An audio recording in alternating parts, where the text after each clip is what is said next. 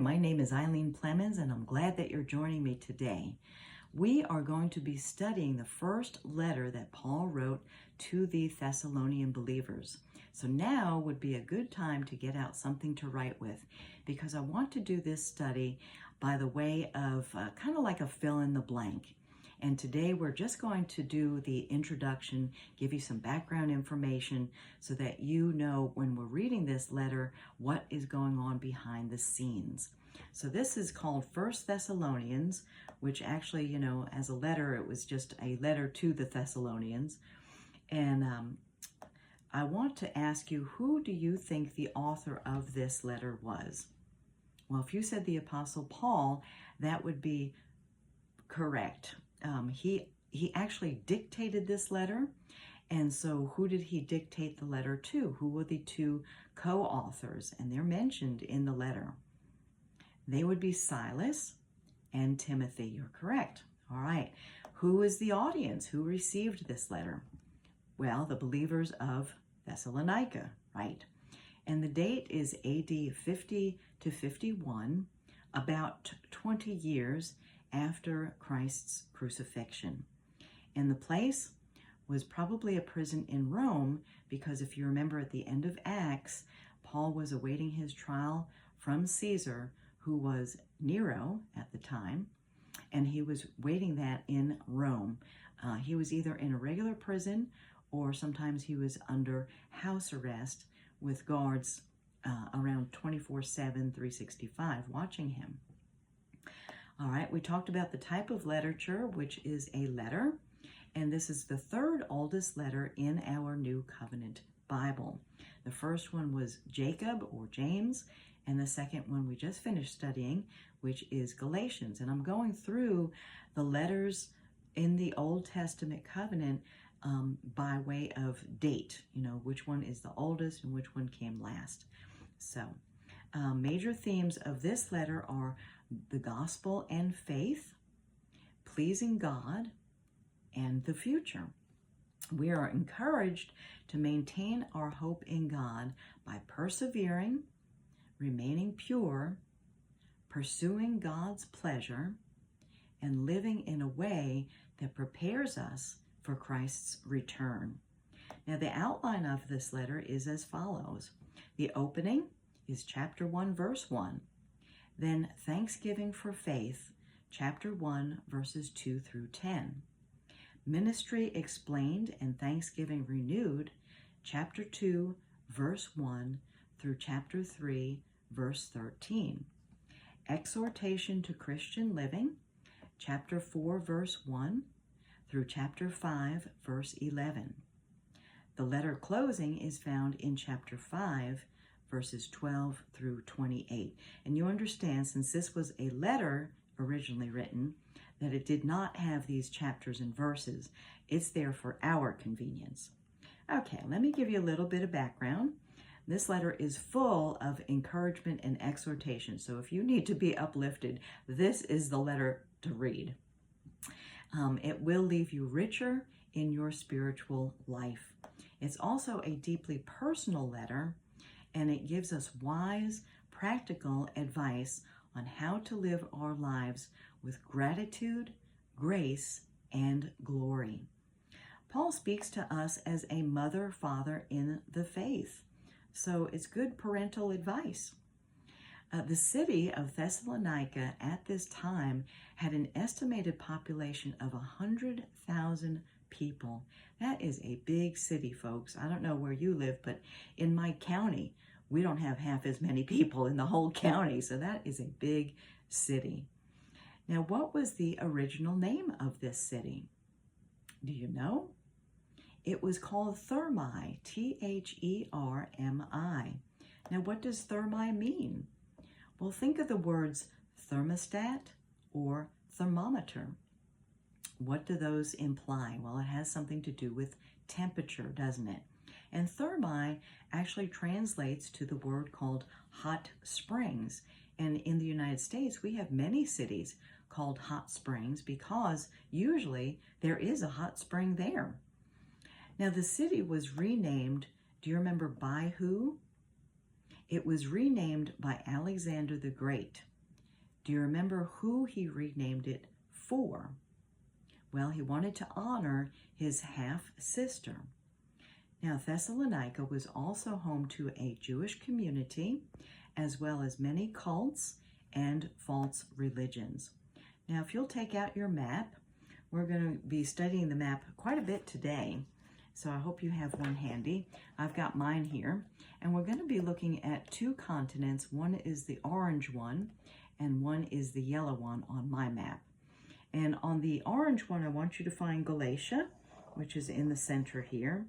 And then on the yellow, Macedonia, which is here. Because we're going to be traveling from Galatia to Macedonia, which is a very long journey. In Acts 16, Paul and Silas were in the territory of Galatia, and they were in the towns of Derbe, Lystra, Iconium. Do those names sound familiar? Now, who did they meet in Lystra? Whose hometown was that? Timothy. If you said Timothy, that is correct. So together, these three, Silas, Paul, and Timothy, went and traveled to Macedonia. Do you remember why Macedonia? Well, Paul had a vision about a man from Macedonia. And it's not just a city. Macedonia covers this whole territory here. They originally wanted to head for Bithynia, which is up here. They were in Galatia, remember? And they wanted to go to Bithynia, this area here. And they got as far as Mysia, which is just west of Asia. And I suppose they were going up and around this way to Bithynia, but the Holy Spirit would not allow it. Now that is a clue and a cue for us. We do not want to push our agenda. We always want to be in tune with what the Holy Spirit is doing.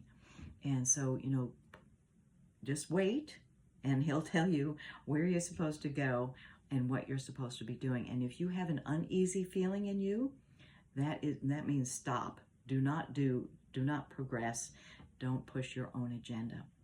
So they went through the province of Mysia to the seaport city of Troas. And from Troas, they sailed to the island of Samothrace, and the next day on to Neapolis, and finally reaching Philippi, which is a major Roman city. Now, do you remember what happened in Philippi? Well, who are the people of Philippi? They're called the Philippians, all right? Is this jogging your memory now? If you said the Philippian jailer, you would be correct. And so they had an incident, let's say, with the Philippian jailer because they were thrown in jail for preaching the gospel. But they were thrown in jail illegally. Paul was a Roman citizen, and you cannot arrest a Roman citizen, and you definitely cannot throw them in jail unless they have a fair trial first. And if you live in a place where this is the order of the day for your government, it probably started back in Rome, because at the time, the Romans were about the only culture that treated their Roman citizens fairly like this. And so they had this whole episode with the Philippian jailer. He gets saved, his whole household gets saved. It's a wonderful story that I encourage you to go back and read. Now, when they were released from prison, they spent some time at Lydia's home before moving on to Macedonia. All right, so I'm going to take out the map again, and now we are here. They went through these little places on our map in the south of the continent, and they did not stop at Apollonia or Amphipolis. And they arrived in Thessalonica, which is here, Thessalonica, which is the capital of Macedonia. And they ended up staying there 3 weeks and spending a lot of time with the new believers. Now, what was Paul's custom to do when he arrived in a new place? It was the same custom that Jesus had, and that is to go into the synagogue and preach Jesus using the Old Testament scrolls. Now let's go ahead and read Acts 17, verse 3, and this will be in the Passion Translation.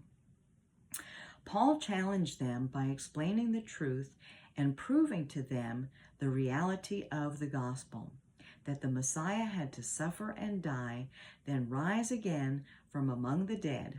He made it clear to them, saying, I come to announce to you that Jesus is the Anointed One, the Messiah. Now, as happened with other places that they were, some of the Jews were convinced and they believed.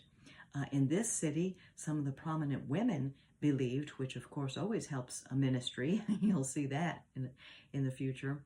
And also a large number of non-Jewish but believing, in other words, God-fearing, but God-worshiping people believed. And we call them Greeks. It's not necessarily that they are from Greece, but they are Greeks because they're not Jewish, all right? So, as often as also is the case, is some of the Jewish people who did not believe form a posse against Paul, and of course that is what shortened their stay in Thessalonica. And now, not long after their departure, Paul sent Timothy back to see how were the new believers, the new converts, doing in Thessalonica.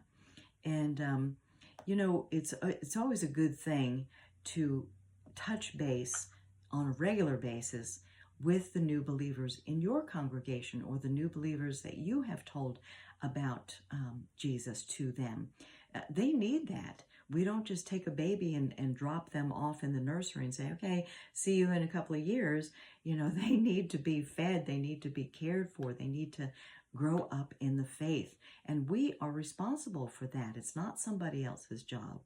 So it's important that you give them some information. One of my favorite books is by Andrew Womack, and it's called The New You and the Holy Spirit. It's actually two small books in one very thin paperback. And it's easy to read, and it explains to a new believer what happened to them and who the Holy Spirit is. So this is one of my favorite go-to books to give out. All right, so when Paul sent Timothy, it took about 2 years from the time they established this new believing church in Thessalonica to the time that Timothy comes back and reports to Paul what's going on there. And during this 2-year period, finally Timothy returns, and Paul is excited to find out what happened, what's going on with them. And it was good news, which was so welcoming for Paul because he was having so many difficulties with that church in Galatia because they were veering off the track, if you remember. And so this is good, welcoming news. And Timothy said, yes, they have great faith, they have great hope, and their love for each other is still burning in their hearts. They're taking care of each other, and everything is really good. So Paul writes this letter of encouragement, which we call 1 Thessalonians, to encourage them, to comfort them, to give them strength in the faith. And so if you need all those things in your life, this is the perfect letter that you should be reading. And from the context of this letter, we can see that they had some questions, and especially upon the returning of Jesus, or the appearing of Jesus. And so now we're going to discuss some of the major themes. Major themes of this letter are faith and the gospel explained and personalized. And under this topic, we're going to study its power, its message that comes directly from God, and that we are chosen and called. And the key verse would be 1 Thessalonians 1, verses 9 and 10.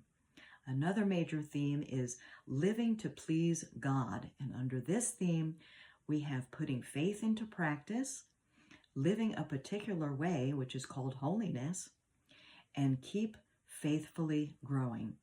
And the third major theme is to have hopeful preparation for the day of the Lord. And under this topic, we have living with waiting expectation, keeping ourselves unblemished, and staying alert and clear-headed. All right, now I'm going to give you some further information, but not at this time, because I do want to explain the culture and what is going on behind the scenes. So you'll have to join me next time when we'll touch base on that, and also the first chapter in our letter to the Thessalonians. Thank you for joining me today. God bless you, and you have a wonderful day with the Lord. Bye-bye for now.